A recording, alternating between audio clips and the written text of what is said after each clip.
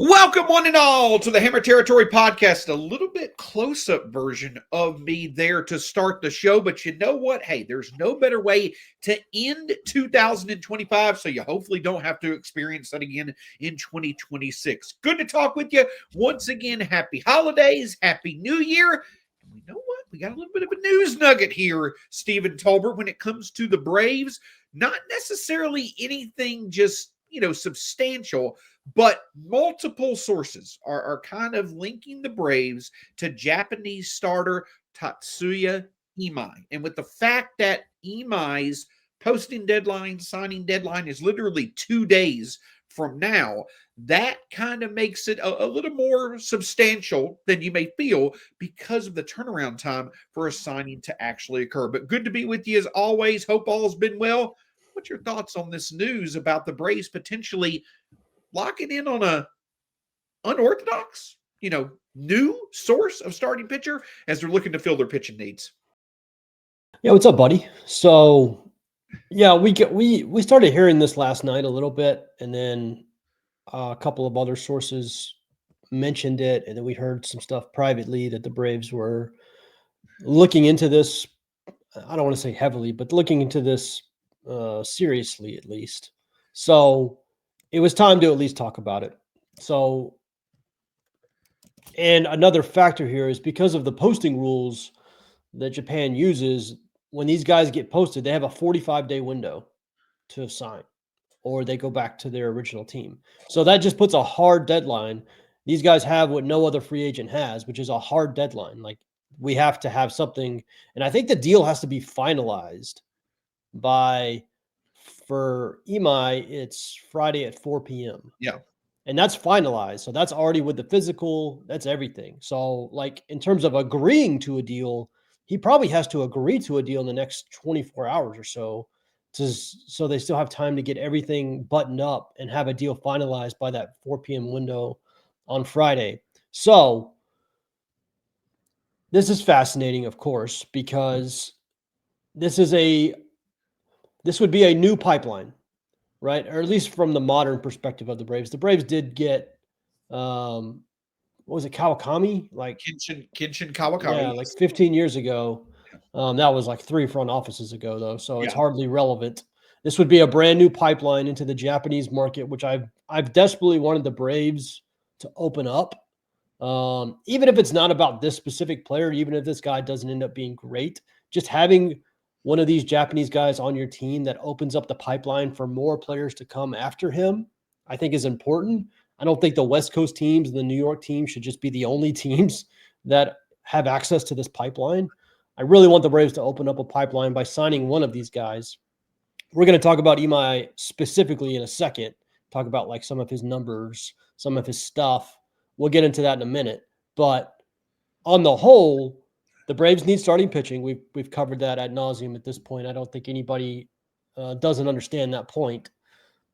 This is somebody who has a hard deadline, which sometimes works to the team's favor because the player either has to sign or he has to go back to Japan. And if these guys really want to come over, then oftentimes you can get a decent deal.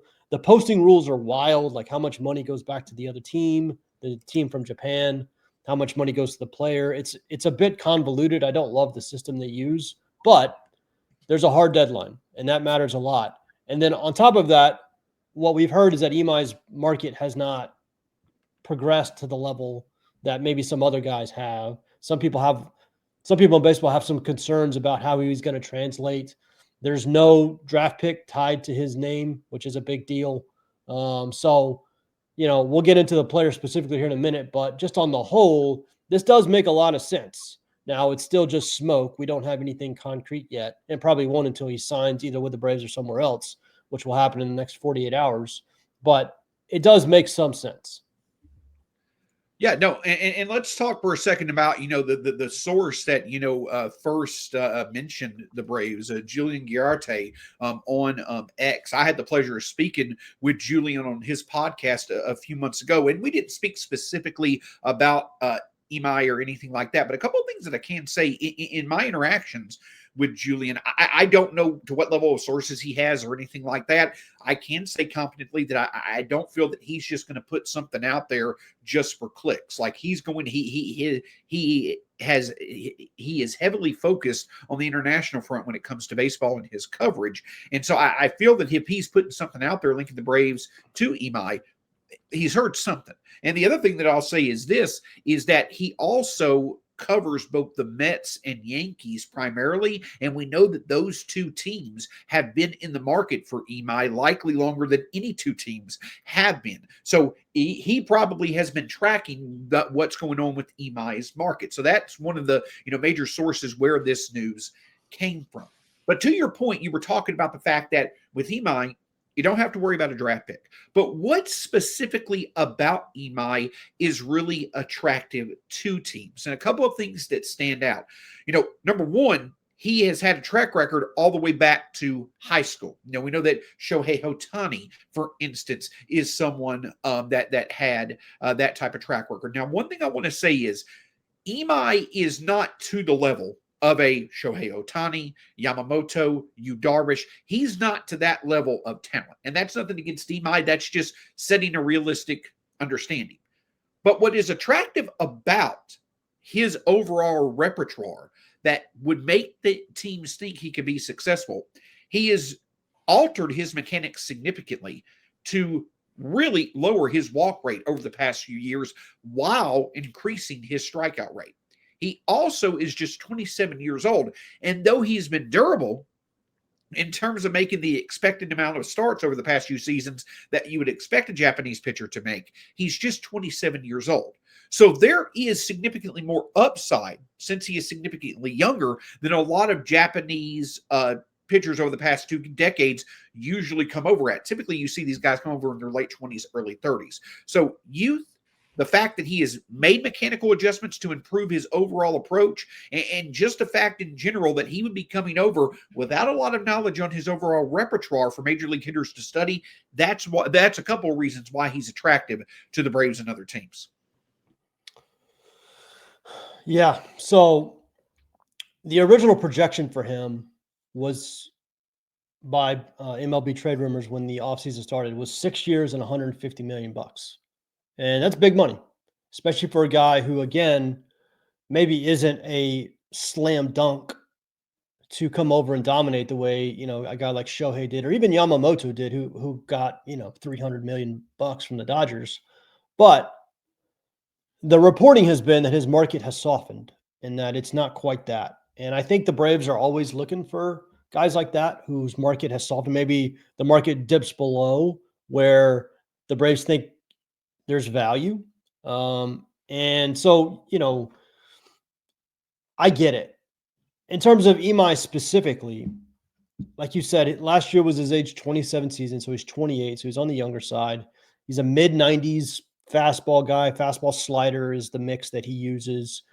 At a really good strikeout rate in Japan the last 2 years. I think he had a 28% strikeout rate the last 2 years in Japan, which I think led all of the NPB, which is the Japanese league over there.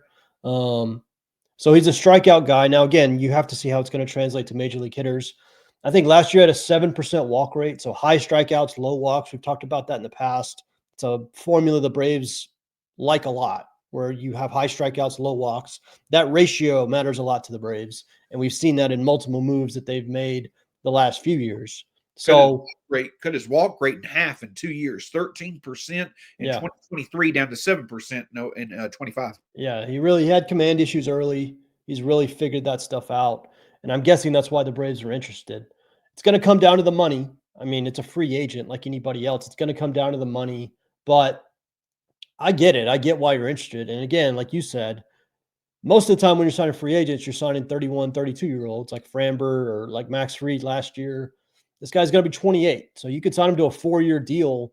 And at the end of the 4 years, he's going to be 31 years old. He's going to be the age a lot of the guys you're going to be signing would start, if you signed them right now. So that matters a lot. Like the aging curve on pitchers is much more aggressive. How old they are when you sign them is a big deal. It's probably a much bigger deal than it is with position players.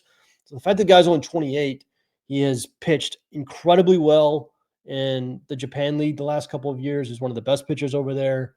There is concern that, it might not translate quite as well. So you have to factor that in.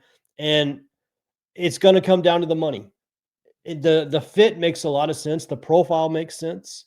But if he's actually going to get 6 years and $150 million, I don't know the Braves are in that. I don't know the Braves are winning that, and I don't know that I really want them to. But if he's willing to take like a 4-year deal, and if I were him, that's probably what I would do. I would try to sign like a 4-year deal, because then I could get back on the market at 31. And if I've shown that I can handle major league hitters, he could get another big contract on the other side of this, like Max Fried just did. He just signed a big contract at 31. Framber Valdez is about to sign a big contract at 32. Imai could play this where he gets 2 contracts out of this if he goes shorter on the first one, which is what I would do, because then you alleviate any concerns about how well he's going to handle major league hitters once he gets over here. So, it's going to be fascinating. And again, what makes this great, I wish it happened with more free agents, is we have a hard deadline. Like, we're going to know this in the next 48 hours, guaranteed. We know that for a fact. We're probably going to learn about it long before that deadline, because remember, the deal has to be finalized by that deadline. It doesn't have to be announced. It has to be finalized, which means physicals, all the paperwork signed. So we're going to learn pretty soon what he's going to decide. I think I read that he's taken final meetings with teams in Los Angeles today. He is a Scott Boras guy, so that does matter. But the Braves just signed a Scott Boras guy when they signed Ha-Seong Kim. So I don't think that, I know people think the Braves don't talk to Scott Boras agents. Hopefully people realize now that's just not true. I think that stuff's been overblown. And obviously they just signed a Scott Boras agent in Ha-Seong Kim. So we'll know here pretty soon. But it does make sense. I get the interest. One other factor that is, new to the Braves coming into this year that could potentially play at least a minor part in this is that, of course, we've got Jeremy Hefner from the Mets as our pitching coach now. Jeremy Hefner just had experience with Cody Senga of the Mets and in translating his talent from Japan to the major league level. And I think Senga has, met or exceeded expectations. So Hefner himself, in terms of bringing over a Japanese talent and converting them to success at the major league level, the Braves have someone in Hefner who has had direct experience in that in recent years. So that could make the Braves and Alex Anthopoulos a bit more comfortable this time around, wanting to invest in a Japanese pitcher when they may not necessarily know as much about him as they would, other, potential pitchers who they've, seen, closer up for longer periods. So the existence of Jeremy Hefner as the Braves pitching coach could also play a factor into this, and could play a good factor into helping Imai be comfortable and have a better shot of translating successfully to the majors. Yeah. And it's very important to remember that with a guy like Imai, who you're not sure the level he's going to come in at, the Braves don't need him to be an ace. Like, if the Braves absolutely needed a top of the rotation guy, I don't like the gamble of one of these Japanese guys being that guy, but the Braves don't need that guy. The Braves have Chris Sale. The Braves just need innings. They need somebody solid, and it's going to come down to money. So we'll see what they do. I do get it. I'm fascinated to see what happens. I think there's a chance he signs like tonight. I think we could get an answer to this pretty quick. I would not put the Braves in pole position. If I was betting on it, I certainly wouldn't. I wouldn't think the Braves are favorites, just because they haven't really opened up that pipeline in a number of years. But I want that more than the players specifically. I want them to open that pipeline back up so that you are in the mix as these players come over every year. Like, you're a team that gets talked about. You're a team that makes sense because we already have a couple of these Japanese-born players on the team. It just helps you get more and more players. So, yes, I want the player. I want the pitcher. The Braves need more pitching. But maybe even more than that, I want the pipeline reopened to that talent, because it's a ton of talent coming over. I mean, the Dodgers built their team around Yamamoto and around Shohei Ohtani and have won 2 World Series doing it. So, it's a big deal to get access to that talent. And, the Braves get this deal done. It's a big step in reopening that pipeline. Absolutely. And so it'll definitely be worth seeing. But again, the thing that we want to emphasize is that the turnaround, this will come to a conclusion within the next 24 hours, more than likely. So that's why we wanted to take a bit of time to discuss it. But again, why specifically might the Braves feel that Imai would be the particular talent to, as Steven says, open up that pipeline? There's a couple of big reasons from the Braves' perspective. We've talked about why Imai may be attractive on his side of things, but why could he make sense for the Braves more than others? More on that in just a moment after a word from our partners. So, Stephen, we've been doing some mailbags over the past 4 to 6 weeks, and about a month. One of the first mailbags that we did, one of our listeners, someone on social media, I apologize for not knowing the name, he asked a really good question, or the person asked a really good question. Why has Alex not dipped more into the Japanese market? And Scott and I discussed this on a recent mailbag episode. I've discussed it with you directly. I feel a couple of factors as to why Alex Anthopoulos has not dipped into the Japanese market. It comes down to two things. Number one, he typically doesn't wade into those waters of spending big money over significant time frames when it comes to roster construction. He just doesn't give out big free agent contracts. The other thing is that as much as it's known, as thorough as Alex goes into really delving into a player, knowing everything about them that he can before adding them to the roster, it's probably a bit more of a challenge doing that with someone whose career has been in Japan than someone whose career has been, in the U.S. That, you just naturally, you probably know more about, the players that, have gone to college here, played in the majors here and things like that than a Japanese product. So I think those two factors are kind of why Alex has not yet dipped into the Japanese market. But a big reason I feel as to why Imai makes sense for the Braves more than other pitchers in the past may have made sense. Number one, it's his age and the fact that he's going to be entering his prime when he comes over to the majors. But if Imai's market has softened to where he's willing to potentially take on that 3 to 4 year contract instead of that 7 to 8 year contract, that's really attractive because you typically see these Japanese pitchers most effective in their first 2 to 3 years in the majors because major league hitters are not used to their overall repertoire that they're bringing over. Once major league hitters, get used to it after, a couple of years going through the majors, those Japanese pitchers are not effective. Hideo Nomo, Daisuke Matsuzaka, Masahiro Tanaka, I believe, Takashi Saito, the Japanese pitcher who pitched, I would believe it was Ira Kerma. He finished like second in the Cy Young for the Mariners in 2013. All of those significant names that come from Japan, those middle tier names, not your Yu Darvishes or your Shohei Otanis or your Yamamotos, those middle tier Japanese talents, they typically are most effective in their first 3 years because major league hitters are not used to their overall arsenal. So if you can get a 3 to 4 year deal when that pitcher most likely is going to be his most effective, that is a big reason I feel why Imai specifically makes sense as a target for the Braves. Yeah, I mean, Alex just doesn't sign these 6-7 year deals for pitchers. Like we just never seen it. Now, that's true right up until the moment that he does it. So it's not evidence that it won't happen. It's just evidence that it hasn't happened. But if you're betting on it, I don't see Alex signing one of these like 6-7 year, $150 million, $200 million deals for a pitcher. I just don't see it. Now I could be wrong, but like you said, if Imai's market has softened and it's now a 4-year, $100 million deal or 4-year, 120 or whatever the number ends up being, it's just much more palatable. Even if the point you just made is an excellent one about Japanese pitchers and how they translate to the MLB game. But even if that wasn't the case, you just want pitchers on 3 or 4 year deals versus 6 or 7 year deals anytime you can get it. I don't care who they are. It's just the nature of pitching and the nature of the injuries and the aging curve is different with pitchers. You just always would prefer a 3 or 4 year deal. I would prefer a 2-year deal, but 4 is certainly better than 6 or 7. So yeah, I'm sure as his market softened, the Braves' interest went up and up and up. Very similar to Ha-Seong Kim. If Ha-Seong Kim was going to get a 4-year, $20 million a year deal, the Braves were not going to sign that deal. I'm almost 100% positive based on what we've heard. The Braves were not going to be in that space, but his market really didn't develop like that. He was interested in a 1-year deal to try to get back out on the market next year, and the Braves jumped all over it. would not be surprised at all if it's the same logic that gets us to a deal with Imai.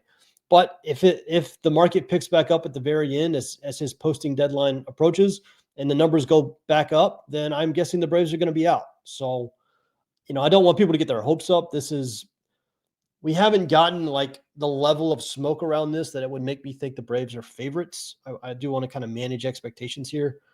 I think they're in it. I know they're in it. I think they're interested, but if that interest, leads to the money going back up to where he was projected at the start of the offseason, I'm guessing the Braves are out. So, and there's some very, very, very wealthy, big spending teams that need starting pitching. There's one in the Braves division in the New York Mets who have done mostly subtracting this offseason and are going to make some splashes here at some point. So I certainly wouldn't call the Braves favorites, but the profile, the potential deal that you could get, it does. The Braves connection, the fact the Braves need a starting pitcher, the connection does make some sense.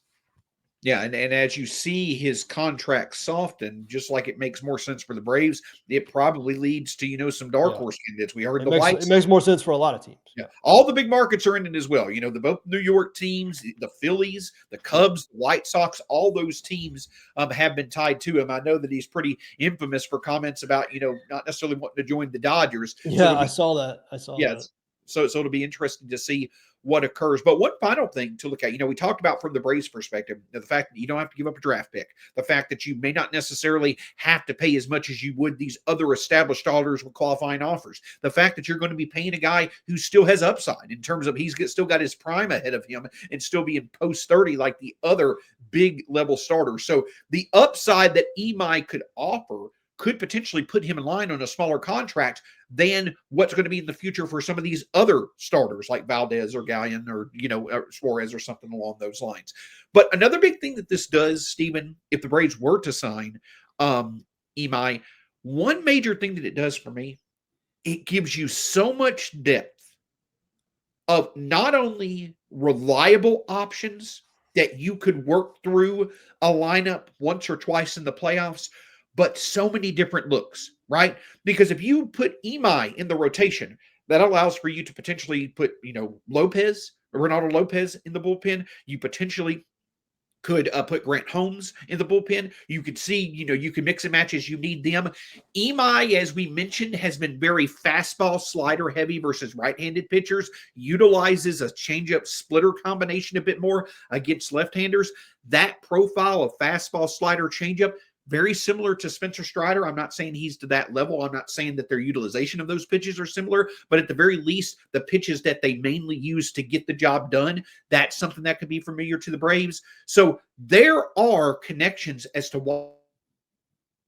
why, he may not have the track record that would make you think would make the Braves rotation even better moving forward, but the versatility, the diversity, the fact that he's a bit of a hidden quantity or entity in terms of what he can offer since he's coming from Japan, he would add a new aspect to this Braves rotation and also would add a lot of depth and versatility potentially to the bullpen. We've seen the Braves prioritize that on the offensive side of things. This type of signing would allow for that to be true for the pitching staff. Yeah. And that is the, if you're going to write a thesis on why we want another pitcher, you just laid it out. That's why. It opens up everything. Just more depth, more availability for, the versatility that's already built into the roster. And like you said, you would have gotten through the entire offseason adding a really good starter, 2 really good relievers, a legitimate shortstop, and still kept that draft pick. And, I know the draft pick is prospects. You wouldn't have to trade prospects either. You kept your entire farm system intact and kept both of those first round picks. So, there's a lot of upside there. Now, it has to get done. And if it doesn't get done, if we find out in 20 minutes that the Mets are signing Imai, then the Braves are still looking for a starter. I know that for a fact. So it's not the end of the world if the Braves don't get him, but there was enough smoke in the last 24 hours where we needed to at least talk about it because we are going to get a resolution of this very soon. You're muted. You're so beautiful. About that. Hey, it's been a few weeks. Had to end 2025. That's right. There's no better way to end 2025 than Sean. New Year's resolution, make sure that mute button is clicked. But overall, the thing is this, to Steven's point again, I would not I would put it less than 50% that the Braves are in it just because of all the teams. I would put it like 20%. Yeah. But at the very least, again, what's adding to the intrigue of this is, again, we're going to know what's going to happen. We have to know what's going to happen in 48 hours. Likely we'll see what happens within the next 24 hours. Yeah. And I will again say, while the Braves might not necessarily be the favorite in the clubhouse, there's probably not too many teams where it makes more sense to go this route than the Braves. And as Steven mentioned, you would open up a new aspect of adding to this roster in the future when it comes to Japanese free agents, because that is one thing that we see. There's consistently Japanese free agents. And while everybody may think that, not necessarily everybody, while a lot of times those Japanese players may come over and not necessarily reach the ceiling that many thought they would, more often than not, they're going to be some type of productive major leaguer. And we know that the Braves are a good organization when it comes to making the most of talent. So I think that's a great point, Stephen. If we were to sign Imai, it would open up that pipeline potentially for the future. And again, when it comes to Imai, his overall repertoire, we laid out the reasons why. It just makes a lot of sense. Again, it may not happen, but it makes perfect sense as to why the Braves have had a heightened interest, especially if that contract becomes a bit more attractive in terms of years and dollars. Yeah. So we'll see. We'll know very quickly. By the time you listen to this, you might already know, depending on how quickly you listen to it after we post it. Just to timestamp it, it is 4:18 Central Time on December 31st as we're recording this now. So, again, because he has to get through the entire processing, have it finalized by 4 p.m. on Friday, and tomorrow is a major holiday. Do not be surprised at all if we get news on this tonight, which is another reason we wanted to record now. But yeah, it's noteworthy. The Braves we've said it a bunch because we've heard about it. We've pretty much confirmed it at this point. The Braves are heavily looking for a starter. They want another starter. That is crystal clear. Will it be Imai? Will it be somebody else? We have no idea. We'll wait and see what happens. But the Braves are not done. I know I saw some comments like, after the Braves spent big money on Suarez and their payroll is already higher than it's ever been, that they were probably done. I can promise you the Braves are not done trying to add. Now, they might be done adding. They might not be able to get stuff to the finish line, but they are trying to add. So we'll just see. We'll see if it gets done. And again, if this sounds a bit odd in terms of, Alex Anthopoulos going this route, a route that he's not really gone in the past with the Braves, the Braves signing Imai, while it may not be likely, you could definitely say that, stranger things than this have occurred in the past. And if the Braves need to basically shift, if they need to basically turn upside down their usual way of being able to get things done to be able to make their contention go the right side up, then that definitely could be a reason why they go after Tatsuya Imai. Yes, that was an absolute nod to Stranger Things finale. Shameless. Steve, hey, you know what? I'm here for it. I'm here for it. And that's the thing. It's just, we could spend 11 minutes or we could spend 2 hours, talking about Tatsuya Imai.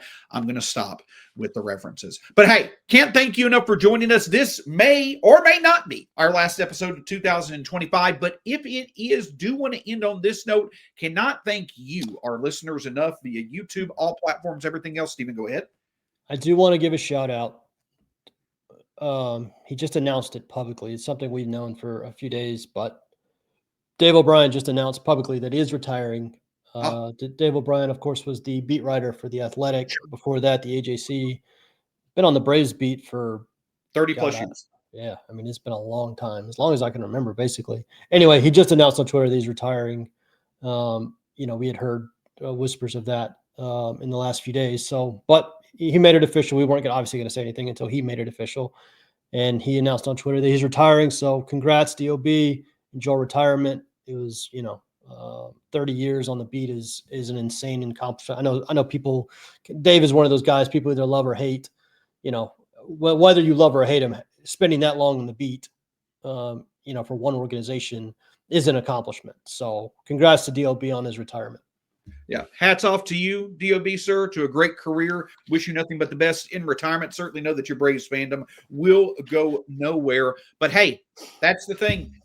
Things are happening in 2025 that you wouldn't have expected. Again, hats off to a great career, DOB. Best of luck to you. And we, though, are going to be here no matter what, covering you to end 2025, going into 2026 and beyond. And you know what? Perhaps in the next 24 to 48 hours, we'll talk about a new arm that could, again, make the Braves staff one of the best in baseball. You can find Stephen Tolbert at B_outliers on X/Twitter, myself at StatsSAC on X/Twitter. Foul Territory, happy to be a part of the family of Foul Territory podcasts across all forms of social media. Hammer Territory as well. Happy New Year. Hope your 2025 ends in great fashion and that 2026 gets started off in even better fashion. Until next time, go Braves. We'll talk to you again soon here on the Hammer Territory podcast.